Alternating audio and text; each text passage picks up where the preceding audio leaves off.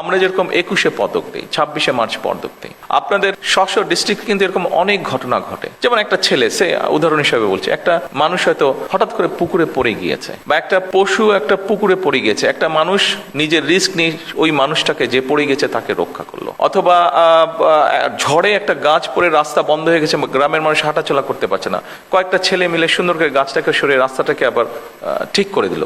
অর্থাৎ এইরকম সামাজিক ভালো কাজ যেগুলো, এই কাজগুলোকে যদি আপনারা এনকারেজ করেন এবং তারপরে যদি আপনারা আমাদেরকে পাঠান, আপনারা যদি সেন্ট্রালে পাঠান, আমাদেরকে সেন্ট্রালে পাঠান, তখন জাতীয়ভাবে হয়তো আমরা এরকম ব্যবস্থা গ্রহণ করতে পারি। ম্যাট্রিক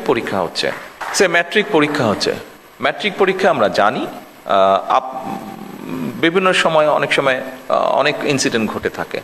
বাট আমরা যদি এরকম করি যে ঠিক আছে, আমরা ধরেন আপনার উপজেলা, নাটোর জেলায় সব মিলে আমরা 3 জন বা 5 জন টিচার সিলেক্ট করবো যারা ভালো পারফর্ম করেছে। তখন আপনি যদি নামগুলা পাঠান, তখন আমরা সরকার থেকে তাকে একটা রিওয়ার্ড দেওয়ার বা অ্যাওয়ার্ড দেওয়ার কিছু একটা আমরা ব্যবস্থা করব। এই ধরনের বিষয়গুলো যদি আপনারা চিন্তা করেন, ফলে হবে কি, দেখুন এই সমাজে, এই দেশে তো আমরা সকলে মিলেই বাস করছি। আমরা নিজেরই যখন পারিবারিক লেভেলে আলোচনা করতে বসি, আমরা যখন বন্ধু বান্ধব সামাজিক লেভেলে আলোচনা করতে বসি, আমরা অনেক বিষয় নিয়ে আলোচনা করি আমরা, যেগুলো আমাদেরকে কিছু ডিপ্রেস করে ফেলে, আমরা কিছু ফ্রাস্ট্রেশন এক্সপ্রেস করি আমাদের। কিন্তু আমরা সকলে মিলে যদি এইরকম কিছু কিছু জিনিস চালু করতে পারি, নিশ্চয়ই আমরা পরিবর্তন কিছুটা করতে পারবো, আস্তে আস্তে করতে পারবো। যে কোনো পরিবর্তনই তো একদিনে হবে না, 1 মাস 6 মাস 1 বছরে হবে না।